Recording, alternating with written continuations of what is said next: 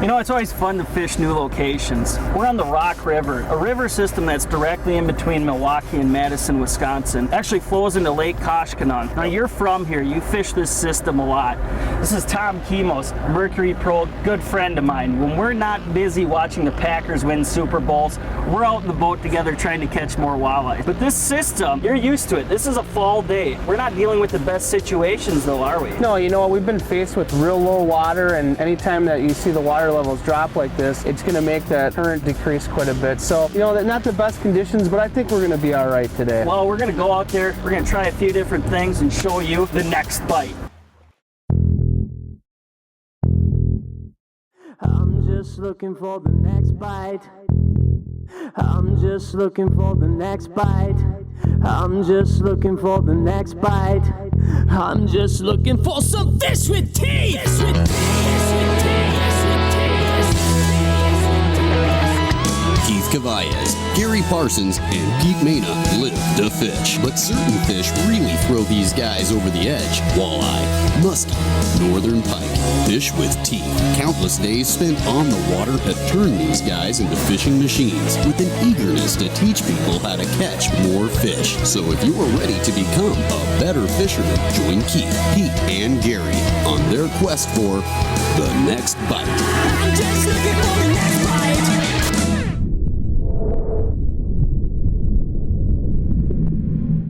The Rock River is a long and winding tributary of the mighty Mississippi River, and for tournament anglers, teammates, and friends, Chase Parsons and Tom Kemos. Let's go do this. Come on, Kemos. I'm coming. Let's go catch some fish. Pretty athletic move getting in the boat. I'm feeling pretty athletic today, actually, you know. It is the perfect setting for breaking down some fall jigging techniques for some really great walleye fishing. Get him, go. Oh, that could be a money fish right there. That is a nice fall walleye right there. Look at that thing. You notice how you cannot see a jig on the outside of his mouth? That's a good thing. Yeah, that's, I mean, that thing absolutely, look at this. That thing just rocked it too. And you know what? That was a couple feet off the bottom. But the water level of the river is uncharacteristically low, which in turn has lessened the strength of the current quite a bit. So Chase and Tom are seeking out areas with current and are using a combination of vertical jigging and pitching jigs to cover more water. There's a fish. Oh, this is a good one. All right. Feels like a pretty decent fish. Pitching, huh? Yeah. All right. Boy, he smoked it too. Yeah, that's a nice fish. Oh yeah, there we go. He just started pitching a little bit. On the pulse worm, huh? Yeah, I mixed it up a little bit on you there. Not a bad move. Yeah, he smoked that thing. Perfect. Yeah, it's a nice chunky fish. Boy, he just smacked it too. Right as I was bringing it across the break there, it just jumped all over it. Well, we've been vertical jigging. Maybe we need to take a better look at that pitching deal. I would agree. Cool. Despite the fact that the river's current situation might make things seem a little difficult at first, it actually creates a unique scenario involving using your electronics that's not only productive, but a lot of fun. You know, we've actually hit the Rock River at an unfortunate time. I mean, the water's coming down and there virtually is no current. I mean, some spots we can find 0.2, 0.3 mile an hour current. And typically in a situation like that, the first thing I would think is, I need to troll crankbait. Now, unfortunately on the Rock, you legally cannot troll this system. So what you have to do is actually use some tools to your advantage. The first thing would be your electronics, no matter what presentation you're using, is very key to catching more fish. In this situation especially, search for fish. When there's no current in river systems, fish can't get away from you. You'll mark pretty much everything there is to mark. And the cool thing is when you mark those nice fish, those big yellow marks, you literally can sit on top of them and go after them almost like you're ice fishing. A lot of times actually seeing that fish on the graph and getting that single fish to bite. Now sometimes you're also, especially if you have one or two more guys in the boat, gonna want to try to cover a little bit more water. Obviously if you're fishing a break line that's pretty long, it's gonna take you a while to cover it at 0.2 miles an hour. So one of the things you can do to cover more water in a situation like that is have one of your guys in the boat cast. You know, casting, retrieving, covering a little bit more water, not just directly under the boat. So between the use of your electronics and pitching jigs, you can cover more water. It basically be more aggressive in your approach in low current situations like we have here today. fish, good one. This is a good one. It's another good one, Chase. Oh yeah, nice fish. Another pretty decent fish here. Ready? Get over here! Get over here! Couldn't reach around you. Oh man, another nice fish. Boy, that one actually did pin it right off the bottom that time. Huh. Healthy. That's what you want, the hook right through the top of the mouth there. Oh man, that's what you like to see when they come up. Look at how mad he is right now too. Look at that thing. I'll tell you one thing, I'm happy my finger's not in his mouth right now. Well, let's get that one back, man. Yep, sounds good. We can go get another one. Huh? Yeah, that thing is just pegged. Cool. The next bite is presented by Mercury. Amsoil, the first in synthetics. Tracker Boats, fish the finest. Bass Pro Shops, your adventure starts here. Berkeley, catch more fish. Chase Parsons and Tom Kemos have been saying off the bottom when referring to the depth of the bites they are getting jigging late fall walleyes on the Rock River. That thing just rocked it too, and you know what? That was a couple feet off the bottom. But it's very important to understand how this low water, basically non-existent current situation differs from normal river conditions, because that is directly affecting their approach and presentation. You know, one of the misconceptions with river fishing, especially jig fishing, is we're really used to fishing, right on the bottom. And a lot of times, especially when the current slows way down, those fish will come up off the bottom, which is what we're facing here today. The water level is real low. The current flow is down quite a bit. And what happens typically in a river when that flow drops is those fish will actually come up off the bottom. And one thing that will dramatically increase the amount of fish that you can catch under these situations is actually fish up a little bit higher off the bottom. And as that current slows, it's a little bit easier to recognize the fish on your electronics also. So typically if I'm noticing that the current is less than a mile an hour, I'm going to start really peeling my eyes and keeping them peeled on the electronics to look for those fish coming up just off the bottom,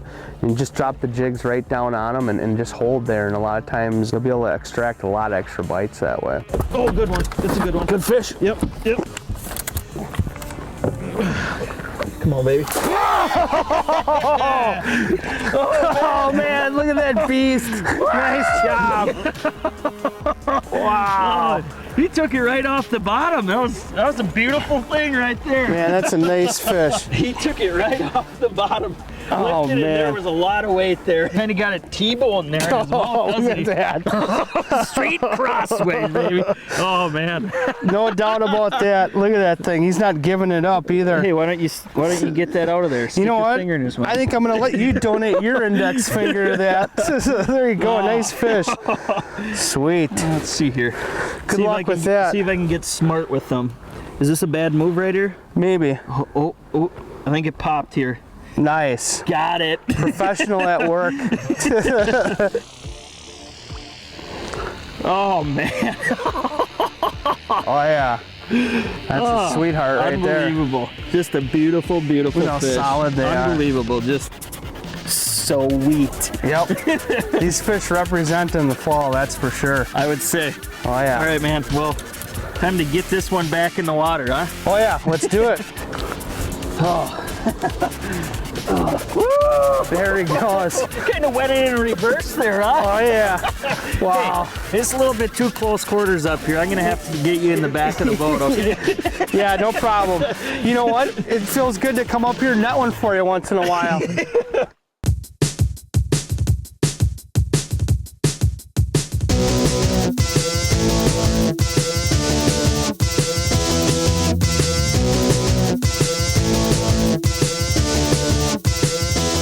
Real deal. Real fishing information from real fishing experts. Presented by Amsoil. We're here with Len Groom, who is the technical product manager for Power Sports at Amsoil, and you know a lot about this stuff. Explain to me about synthetics, why they're different and why they're better. The first thing I like to tell people is when you're dealing with any type of an oil, you're dealing with a base stock and you're dealing with additives. And you use the additives to tailor that oil to do what you want.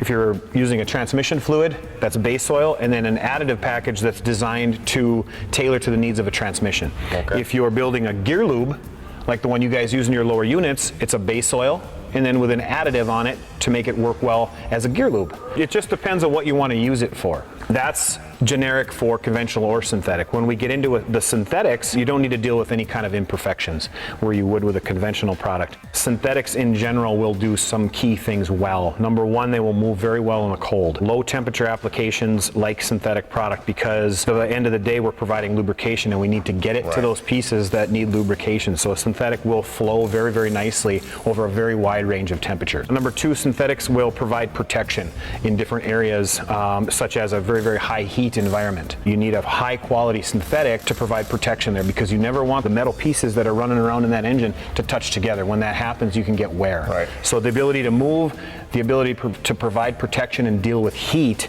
are some of the very, very key things that synthetics can provide for you. Well, we're just moving downstream here to try out another spot, and because we're dealing with real low water and slow current, we're actually doing opposite of what I normally would be doing on a river. We're actually looking for areas that have the strongest current right now. So basically we're looking for outside bends where that current has an opportunity to push up real hard against the brake, and in this case it's only pushing up about 3 or 4/10 of a mile an hour, but that's what makes that area different than everything that's surrounding it. A lot of the other areas the current is quite a bit slower, so those fish will actually move into those higher current areas to take advantage of that current as bait gets washed past them. So basically to do that, you just want to look at your map. You can see where there's a long straightaway where that main flow will bump up against the brake, and 9 times out of 10 that's going to position those fish right there. There may be fish spread out in that area, but that's going to be the key spot on that little bend. So while the Rock River may be falling short on current, there's no shortage of joshing around going on between Chase and Tom. Man, these fish are just fighting like crazy. Yeah, they are. I'm ready. Here it comes. Oh, yeah, it's a good fish. Oh, wow, the jig jig's just popped out. It's a good spot for him to get off, and, you know, maybe it was due to a subpar hook set. Unbelievable. Or a great net job, I would say. Oh, yeah, of course. Good fish, though. And even though the situation isn't exactly normal in regards to traditional river jigging, their rapport is pretty much business as usual. Well, I'm going to get this one back, get back up on the bow mount, because I want to catch one. Good luck with that. Sounds good. Jokes set aside, their approach to conjuring up these late fall river walleyes Good one? Yeah, it's decent. in both cadence and presentation, which above water has now shifted entirely to vertical jigging, Coming up quick, Tom. Oh, yeah. He's coming up quick. Oh, nice fish. Oh, get him. is seriously producing some nice sized fish. Oh, Buried in man. his mouth, that jig is. Wow. Look at that fish.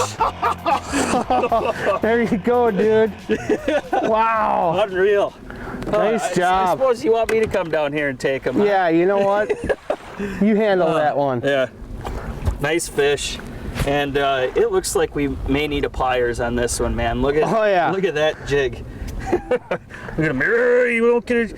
Oh, wish he was a dentist. He's just killing it. He's just killing it. Definitely need a pliers. Where is that thing? Oh, it's right here. I got it. I got it. All right. Yep. Yep. Look at that. He got pretty serious about chewing on that, Yeah, didn't he did. Yeah. That's what's so cool about this time of year, man. They just eat it. Yeah. Nice Those job. gulp are just destroyed right there, but look at that fish.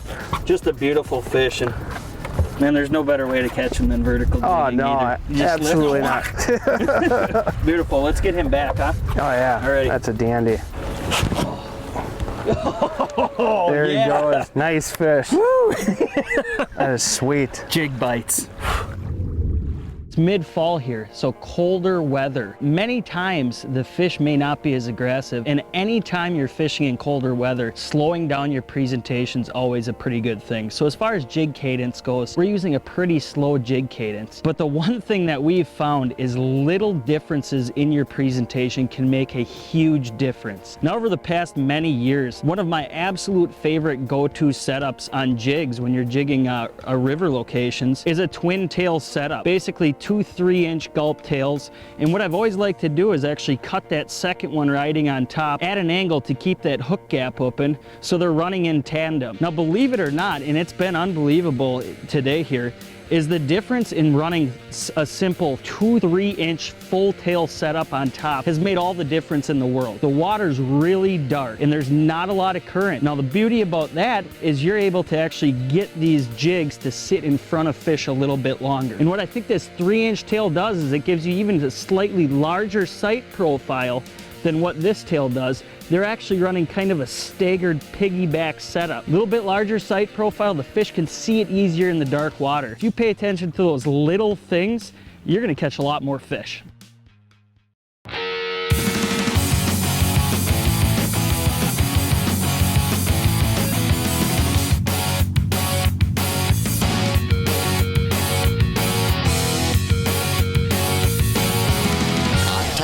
Leading information on tackle and techniques to make you a better fisherman. Presented by Mercury.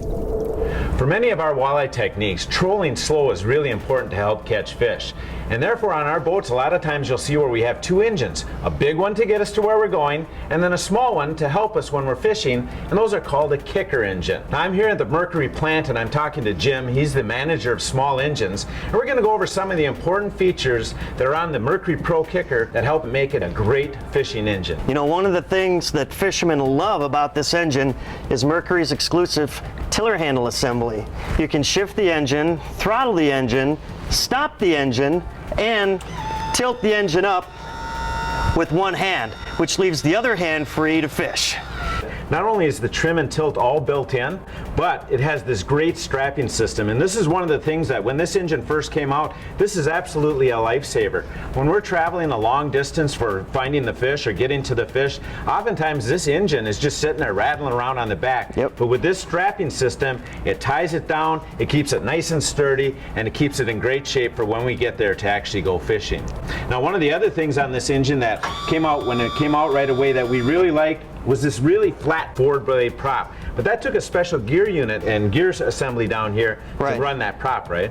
Yeah, the leg on this motor is what's called a Bigfoot leg and Bigfoot gear case. It's a larger drive shaft housing and it's a larger gear case. It's actually our 15 horsepower gear case with a different gear set. It's a 2.42 to 1 gear ratio, which allows you to troll slower.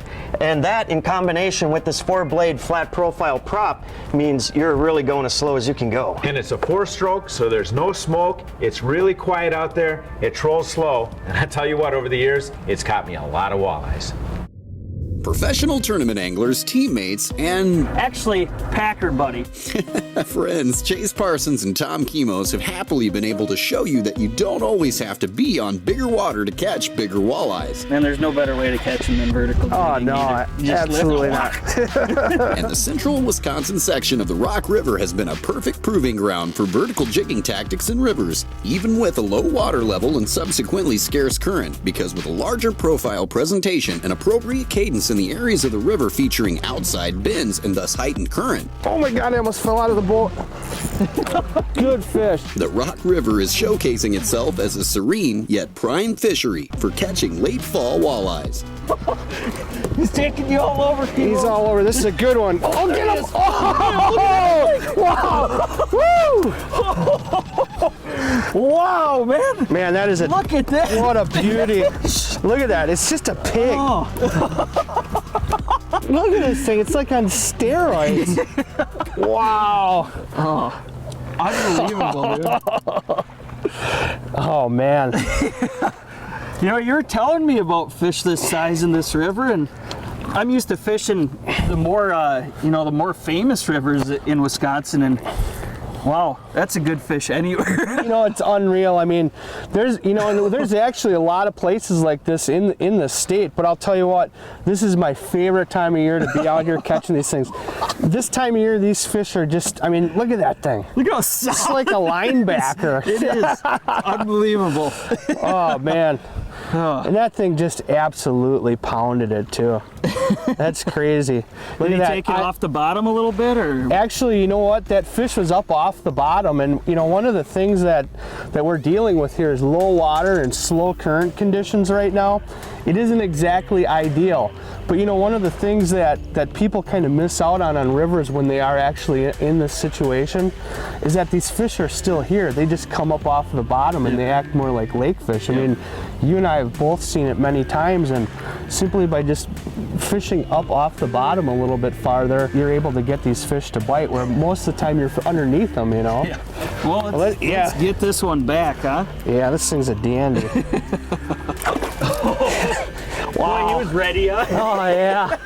They're just wild this time of year, you know? That was a good fish. Wow. Oh, yeah. That's cool. McDonald's fish fillet sandwiches right there. Old rubber lips. Ugh. I guess he doesn't want to let that one go, does he? It's mine. This is a nice one. Oh, look at the size. This is like a 12-pounder, Chase. You got to get underneath this thing. Yeah, I bet it's the right kind too. Get it up on the surface. Get it up. Where is he? I don't know if this net's big enough, folks. If I gotta go out and get him, I'm gonna get him. Don't mess up with the net. Chase, get head first. Head first. Oh, you See it? Oh, bugle lips. Oh, come on, Keith.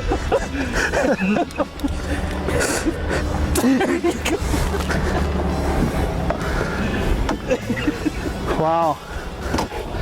There's always something to tangle with on a river, eh?